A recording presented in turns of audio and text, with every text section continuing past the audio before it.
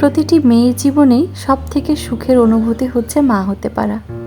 এটা যেন একটা মিশ্র অনুভূতির সংমিশ্রণ, যেখানে ভালো লাগা মন্দ লাগা উভয়ে বিরাজমান। আলহামদুলিল্লাহ, আলহামদুলিল্লাহ। সেই অনুভূতিগুলোকে জয় করে আমি আজ 2 সন্তানের জননী। আসসালামু আলাইকুম এভরিওয়ান। সামরিস মম ব্লগ চ্যানেলের পক্ষ থেকে নতুন আরেকটি ব্লগে সবাইকে জানাই আন্তরিক অভিনন্দন। আজ আপনাদের সাথে আমার ফ্যামিলির সব থেকে ছোট্ট আর নতুন সদস্যর সাথে পরিচয় করিয়ে দিব। আমার আরোয়া সোনা, কিউটের ডিব্বা, মাশাল্লাহ মাশাল্লাহ। এই ছোট্ট পাখিটার কারণেই আমি দ্বিতীয়বার মা হওয়ার মতো এই সুন্দর অনুভূতিটা উপভোগ করতে পেরেছি।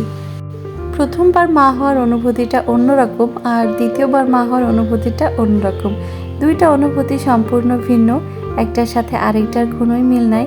আমি আমার ক্ষেত্রে সেটাই বুঝেছি। এখন অন্য সব আপুরা কি আমার সাথে একমত? এদিকে এই তো বাবুকে গোসল করিয়ে ওকে রেডি করিয়ে খাইয়ে দাইয়ে রেখে তারপর বড়টাকেও একটু খাইয়ে দিব। আসলে বাবু হওয়ার পর এতটাই ব্যস্ত হয়ে গেছি যে নিজের জন্য তো কোনো সময় নেই। এখন আমি ঠিকমতো আমার বড়টাকেও সময় দিতে পারছি না, তো সেজন্য মাঝে মাঝে ও মন খারাপ করে। শুরুর দিকে একটু বেশি মন খারাপ করতো, এখন আস্তে আস্তে বুঝতে পারছে যে বোন তো অনেক ছোট, মাম্মা যদি বোনকে সব কিছু না করিয়ে দেয় তাহলে ও তো নিজে থেকে কিছুই করতে পারবে না। যার জন্য আমার বড় মেয়েটাও অনেকটা স্যাক্রিফাইস করা শিখে গেছে।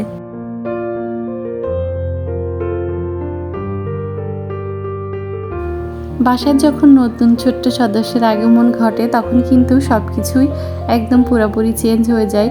শুধু যে মায়ের ক্ষেত্রে এটা হয় সেটা না, পরিবারের প্রত্যেকটা সদস্যের ক্ষেত্রেই সব কিছু চেঞ্জ হয়ে যায়। বাবু হওয়ার পর বেশ অনেক দিনে আমি বাবার বাড়িতে ছিলাম নিজের সুস্থতার জন্য, প্লাস বাবু ছোট্ট ছিল তাই আর কি বেশ 2 মাস মতো ছিলাম।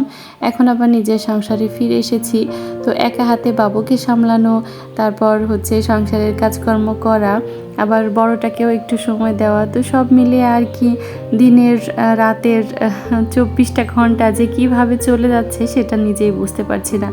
দিন শেষে দেখা যাচ্ছে নিজের জন্যই কোনো টাইম নাই, সব টাইম ওদেরকে দিতে হচ্ছে, বিশেষ করে বাবুকেই বেশি দিতে হচ্ছে। তো এই আর কি।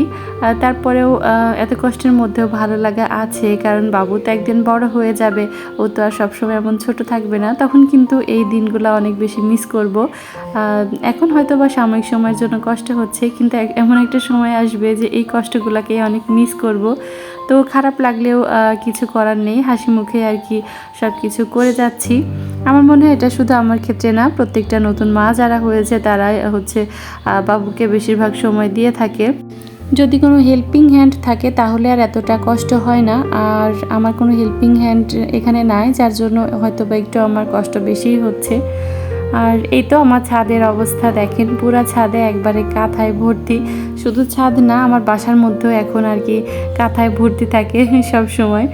তো বাবু যতদিন ছোট থাকবে এই পরিস্থিতি চলতে থাকবে। আর এখন যেহেতু বর্ষাকাল, তাই রোদ তো সেভাবে থাকছেই না, বৃষ্টি একটু বেশিই থাকছে, যার জন্য দেখা যাচ্ছে এভাবে ভেজা কাঁথা নিয়ে গিয়ে বাসার ভেতরেই মেলে দিতে হচ্ছে। এই ব্লগটা ছিল গত 2 দিন আগের। ইচ্ছা ছিল সকাল থেকে সন্ধ্যা পর্যন্ত কি করি পুরাটা দিন সেটা আপনাদের সাথে সব শেয়ার করব, কিন্তু সেটা আর হয়ে ওঠেনি, কারণ বাবু ওই দিন একদম ঘুমায়নি। আর ও দেখা যাচ্ছে দিনে প্রায় অর্ধেকটা সময় সজাগ থাকে, আর আগে তো রাতে সজাগ থাকতো, এখন 2-3 দিন আলহামদুলিল্লাহ রাতে একটু ঘুমাচ্ছে, পুরাটা রাত সজাগ থাকতো, আমাকেও সেই সাথে সজাগ থাকতে হতো। এটা বেশি কষ্টদায়ক ছিল।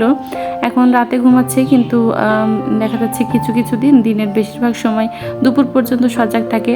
তো ওইভাবে আর কি আমি কোনো কাজই করে উঠতে পারি না, ভিডিও করা তো দূরে থাক। অনেক সময় দেখা যাচ্ছে বাবুকে কোলে নিয়ে আমাকে সব কাজকর্ম করতে হয়, আবার অনেক সময় দেখা যাচ্ছে আমি শুনতে পাচ্ছি যে বাবু কান্না করছে, আমি কাজ করছি, তো এমন একটা পরিস্থিতি যে ওই হাতের কাজটা শেষ না করে আমি বাবুকে নিতে পারবো না, বা অনেক সময় ইচ্ছা করেও আসি না যে কান্না করছে করুক, সমস্যা নেই, একটু পরে যায়, আমি আগে হাতের কাজটা শেষ করি। তো এরকম পরিস্থিতি আর কি চলছে। তো তারপরেও যাই হোক, সব মিলিয়ে আলহামদুলিল্লাহ।